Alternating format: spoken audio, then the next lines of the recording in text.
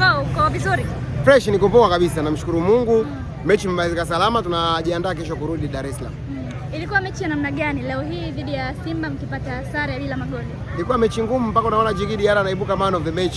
It means ni mechi ambayo kama Yanga tulikuwa kidogo tumezidiwa kwenye ball position, lakini si haba alama moja kwa mtu ambaye ni mshindani wako kwenye ligi. Unarudi kwenda kujiandaa, kuna michezo mingine ya kwenye ligi. The more unavyozidi kukusanya alama ndo unakaribia kutimiza lengo ama kuchukua kombe. Kwa hiyo tuko kwenye njia nzuri ambayo tunaweza tukatetea taji letu la ligi kuu NBC. Wanasema Diarra kuwa man of the match, ni wazi kwamba mmezidiwa. Hata Diarra kuwa man of the match ni wazi kabisa, washambuliaji wa Simba na viungo wao na mafuadi wao ni butu, kwa sababu kwa nini kipa anakuwa man of the match kama wao wana attempt kila saa? Kwa nini wasiwe accurate na kuchagua ingo ngumu za kumfunga Djigui Diarra? Ukijiuliza kwa nini Djigui Diarra amekuwa man of the match, lazima ujiulize kwa nini miguu ya wachezaji wa Simba itakuwa labda imepinda. Kwa sababu kwa nini kipa kila saa anayepigiwa anatoa? Lazima usifie na ubora wa Djigui Diarra. Kwa hiyo amekuwa man of the match kwa sababu ni man of the match. Kwa Simba wanaamini kwamba leo wao walikuwa bora zaidi yenu. Waendelee kuamini.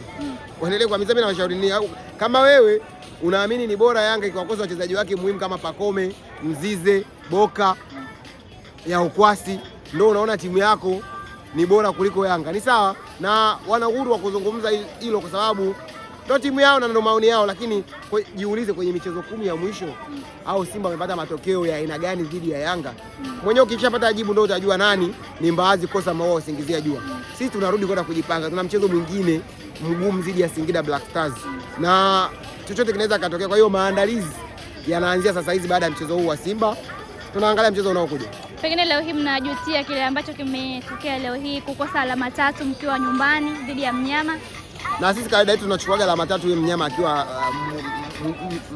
sisi tukiwa wageni, yeye akiwa mwenyeji. Kwa hiyo tutazichukua sisi tukiwa wageni. Kama tumeshindwa kuchukua tukiwa wenyeji, tutachukua tukiwa wageni. Yaani hawa ni mwembe wetu wa nyumbani.